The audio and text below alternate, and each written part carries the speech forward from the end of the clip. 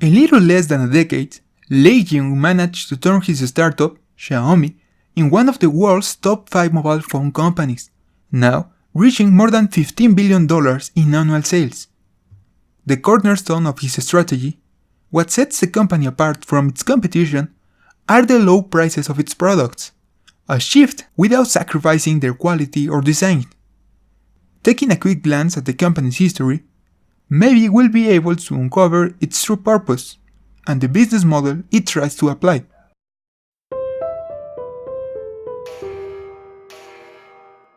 First, we have to go back to April 2010, when the company started developing software.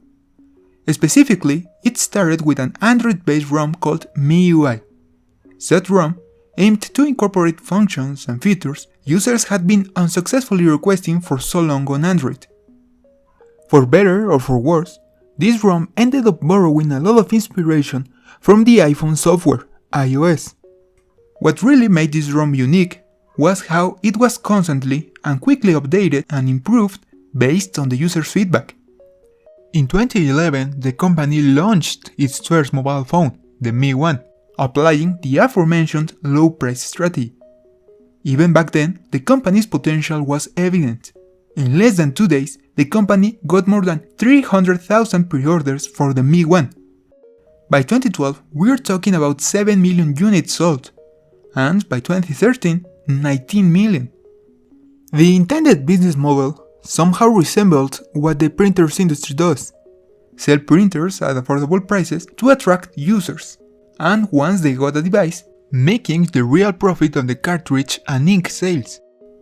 In Xiaomi's case, instead of printers, cell phones would be the product acting like a hook, and once on the user's hands, the profit would come from the software, the apps installed on the phones.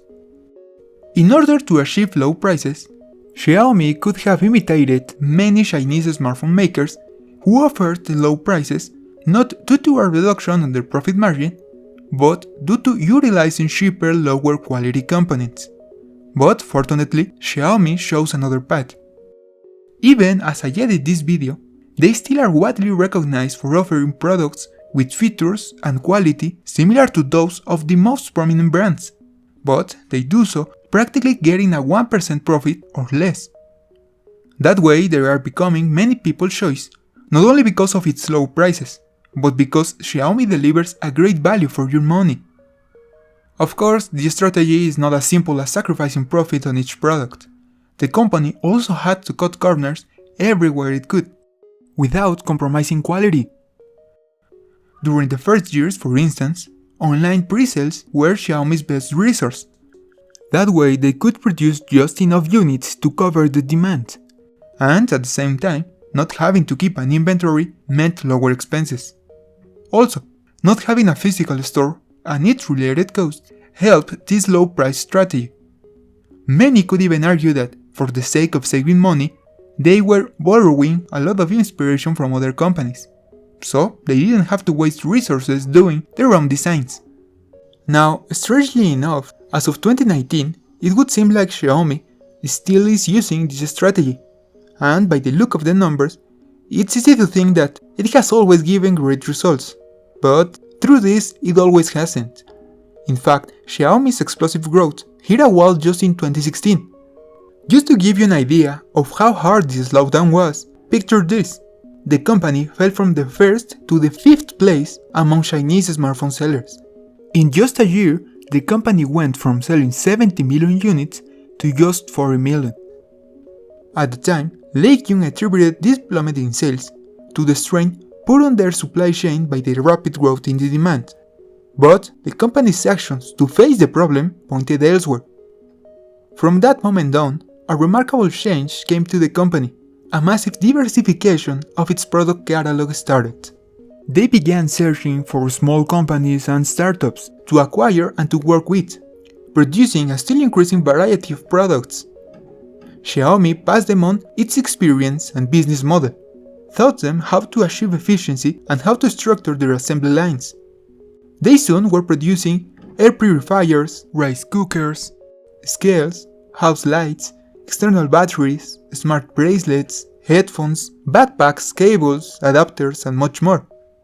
Today you can find Xiaomi scooters, bikes, and even a car is amongst the plans. The idea behind this move was that buying a new phone is a sporadic event. Few people change their phones with every new model release. A more reasonable timeframe would be once every 2 years or so.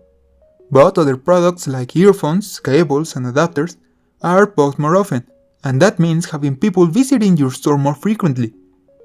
What really made those products special was the interaction most of them could have with the smartphones, ideally Xiaomi ones. The most complex ones came alongside an app to utilize and monitor them.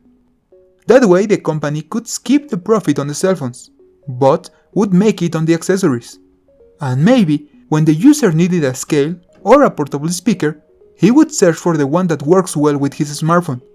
Later, upon perceiving the great delivered quality, the user wouldn't hesitate to acquire more Xiaomi products.